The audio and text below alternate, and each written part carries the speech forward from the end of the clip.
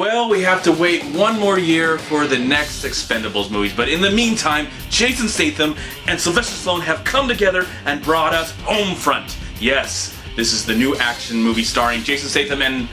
oh, well, it's just written and produced by Sylvester Stallone, and it's actually based on a novel, so he's not really in this movie, he just wrote the screenplay. So yeah, Jason Statham, he's the star of this movie. It's his latest action film. I mean, he's a very likable action star in my opinion. I enjoy him even if I don't really enjoy the material that surrounds him, even though he's always playing himself. It's fun to watch Jason Statham play Jason Statham, and in the brand new movie, he pretty much plays himself. But this film also stars a lot of other colorful actors, including Clancy Brown and Kate Brodsworth, James Franco, and Winona Ryder. Man, this is the second movie I've seen Winona Ryder in this year, with The Iceman and now Homefront. Well, the story revolves around Jason Statham. He's an undercover cop, and we get to see this big, huge, elaborate scenario in the beginning of the film, and things don't go so right with the situation that he's a part of. And then we're thrust 2 years later, we find out that I guess he has a daughter, and during the time of recess in school,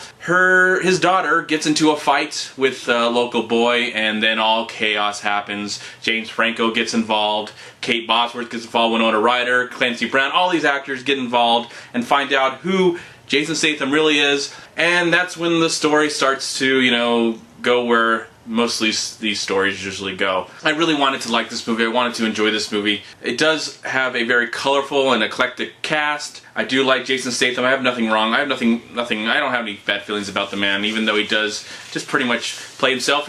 I really, actually, I have to say, what I liked about this movie the most was the action set pieces. It's just Jason Statham kicking butt, and he's doing it so well. It's just easy. He's very talented, and that's one of his biggest strengths, and they do utilize that utilize this in the film very, very well. But when it comes to the actual story, now this is based on a novel, but I don't know how it compares to the novel. I've never heard of the novel. I don't know if the novel is called Homefront. If it is, if you've read it, let me know, and you've seen this, if you're going to see this movie, if you really care. I know this is not the Hunger Games of our time or Twilight of our time, so I don't know if anybody's actually who's excited about this movie has actually read the novel. I really don't know. I'd be curious. If you're that person, let me know. Let me know what you thought of this movie. But I have to say, the story is just nothing that exciting. It doesn't really bring anything new to the revenge, defend your home kind of plot structure. Maybe the novel goes into more detail of the characters and their whole situation, because there's a lot of things going on in this film. It does get complicated. It gets way too complicated for its own good, and sometimes it's a little hard to follow or get excited about because it's just not that interesting. Yes, Jason Statham is doing what he does best, and I did like James Franco and Clancy Brown in the film. Kate Bosworth looks like she's just trying way too hard to be a white trash redneck, and it just comes off as really phony. The same thing can be said about Winona Ryder. I really like Winona Ryder, and I'm glad that she's coming back. Hopefully she's not stealing anything from any places, and hopefully she can resurrect her career. They're making Beetlejuice 2. Maybe she'll be in that. One can hope, but whoever knows, what's that's going to happen with that. But she's just okay in this film as well. It's nothing really that special. The location looks great. It looks like they went out in the deep, deep south and they shot it on location. I assume that from the way it looked. But I just have to say, this is only for people that absolutely love Jason Statham and want to see him in every one of his movies. That's who I recommend it to. Everybody else probably can skip this movie, and if they're really excited to see it in some way, you can rent it on Redbox or watch it on Netflix. It'll probably be on streaming in the next few months. I just don't imagine this movie being that successful, especially with Hunger Games just coming out, and then